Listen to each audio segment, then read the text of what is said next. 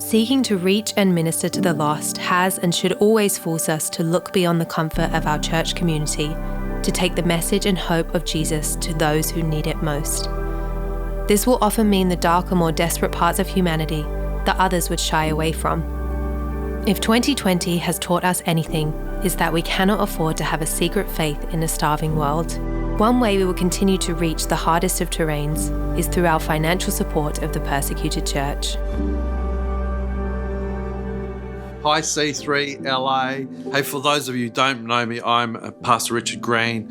I'm the senior minister with my wife Kathy of C3 Church Ryde, and we look after the C3 Reach mosaic of churches around the world. Churches of all different sizes and shapes and colours in some of the most difficult places in the world. I want to thank you for standing with us. You are helping people in places like Iraq and Syria.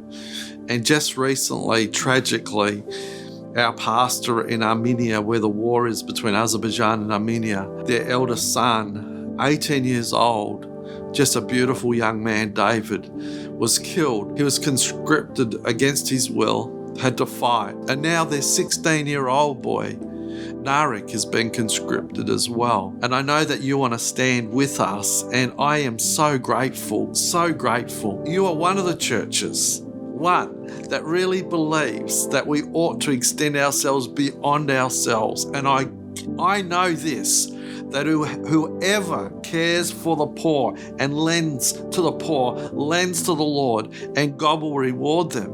And I am so grateful. And it gives me great heart too, because I'm working with these churches and often in really dangerous spots, and I see how they live. I'm in their homes, and I know that their heart is so encouraged. And I'm going to send them a photo of you guys so they can see you, and they'll be praying for you. So thank you so much for standing with us. Hey, God bless. As Pastor Richard Green shared, your generosity is and will continue to support the Persecuted Church in Syria and Baghdad and make such a tangible difference in the spreading of the gospel. We are also excited to announce our new partnership to fund and support the church in war-torn Armenia.